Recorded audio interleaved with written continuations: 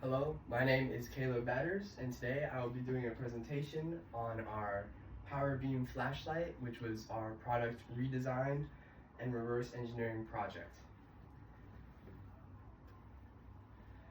So, the first thing we did was take a few baseline tests, which are shown to the left here, to determine the customer needs shown to the right. And a few of these tests are simple, some are a little more qualitative, others more quantitative. And the first one we did was a simple illumination test, which was a very qualitative test designed to compare each flashlight's illumination intensity or light intensity with each other. We just took the two, looked at one, looked at the other, and looked at another, and determined which one was the brightest of those. And this revealed the customer need that our product would need to fulfill, which is to have a strong and capable light, capable of powering and working with whatever situation the customer needs. The next one was a sound test, where we had a decibel meter device that measured sound in decibels and held it 6 inches away from each flashlight as we worked it and functioned it. And this also revealed that there would need to be a certain sound level our flashlight would have to remain in order for it to be usable and not annoying in certain circumstances. The next was weight, and as you can see, weight, dimensions, and part of the survey all tie in to the customer need of comfortability. This was an absolute necessity that we found throughout all three of these tests, was not only the weight and the dimensions, they also contribute to this comfortability of the flashlight. The survey helped reveal this too. The fourth graders that we interviewed were very helpful. We gave them the Piggy flashlight and just asked some simple baseline questions to determine how they liked it and how they enjoy the product. So we know that if the flashlight was too light, as the Piggy flashlight was, it became difficult to hold and properly function. It became uncomfortable to use. We didn't want that for our flashlight. We wanted a high quality feel. And I'll show you on the next slide the range that we came up with because of that. And then the next one, ease of use. This was also prominent in our survey. When we interviewed these fourth grade students, we just gave them the flashlight before asking them any questions, before telling them anything. We just gave them the flashlight and told them, figure out how to use it. And for many of them, they got frustrated, annoyed, and impatient with it because they couldn't figure out what it was. They figured out how to turn on and off the light, but they couldn't figure out what the pressing thing did. They didn't know how to use it, and we wanted to eliminate as much of that as we could in our design. That's why ease of use was a primary customer need. Another one, entertainment and satisfaction. Our flashlight was noticeably liked by the fourth graders because of the feel of pressing it and seeing the light come on. They just thought that was really, really cool. But for better look and aesthetic, they didn't like the Piggy aspect at all. And as you can see to the right there, that's a little image of it.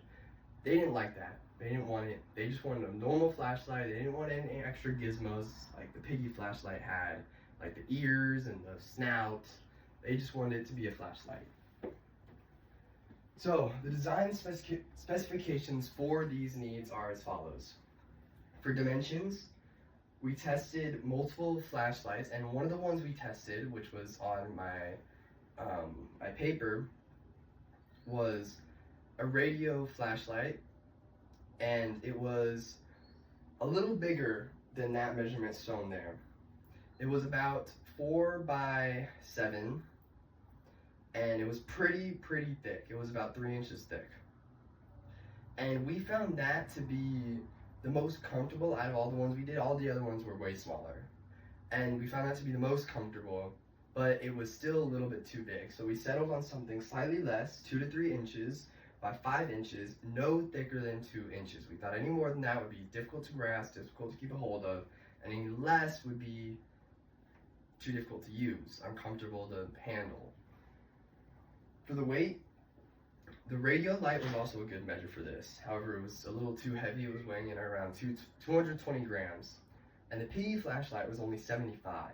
And it was noticeable. It was noticeably lighter than you would think when you picked it up. We didn't want that for our flashlight. We wanted the customer to have that high quality feel, have that feel that this flashlight functions and is worth its price.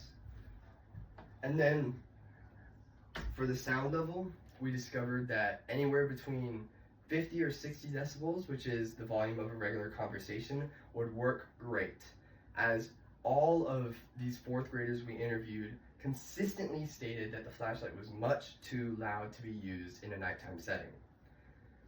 For the strong light, all we did for this was add an extra light with increased power. We noticed that the piggy flashlight only used 2 bulbs, which proved to be quite inadequate. So we added an extra light with a little increased power, which is in the gear ratio. We increased that a little bit to be, it would require a little bit more force to be pressed, but we made sure this wasn't an issue because the fourth graders we interviewed all said that it was really easy to press and never had an issue with that. For ease of use, we added labeled buttons, which you will see in a second. Entertainment and satisfaction, we added, not only we added an extra light, we made the light so it could be multicolor, and every time you press the on button, it would change out of a selection of 6 colors. And also a smooth feel with those higher quality materials that we could use. Instead of just a cheap plastic, use some metal, higher quality plastics, maybe some rubber, which I will show in a second once I get to the sketch. Better look / aesthetic, we just got rid of the piggy look altogether, just did a regular flashlight that you would expect. Our functional model development, this was for the original piggy flashlight, and this top part, this simple one, was the one we did at first, and then we kind of expanded on it, as you can see down here, and we narrowed it down to the first step would be locate the flashlight, which would be difficult if it was hard to see. And we had some improvements for that too. And then pick up the flashlight, and I won't go through all these because I'm running out of time here, but all of these help determine exactly what functions would need to be the most important, and therefore determine the customer needs we would need to implement. This whole process really just helped refine the thought process and brainstorming process of what functions are we going to need to emphasize and what other ones can we do away with. So here's our final design. As you can see, it is just a simple rectangular prism. No fancy theme or corny gizmo, whatever, that the fourth graders clearly disliked. Just kept it simple. And this little square on top is a little glow-in-the-dark strip for that location I talked about earlier, about if it's easy to locate, how to locate it, especially in the dark. And then some simple things. You can see the 3 lights here for the stronger light, the bigger gear ratio here. Tried to make that a little obvious. And this is hopefully going to improve the power a lot on our design. We also added an extra battery, and here are the switches. Speaking of the labels, I don't know if you can see them too well from way over there, but I can kind of describe them to you. The one on this side has a little picture of a hand, which indicates the manual mode, it just switching this thing out or keeping it in. And then the other one is just a flashlight, just to show if the light was going to be on or off. And with the better materials inside, we add a little better materials to hold the gears down, and metal for the ratchet and gears.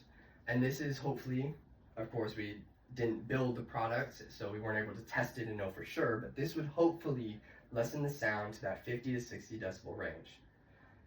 Well, that is it for my presentation. Thank you for listening, and I hope you enjoyed.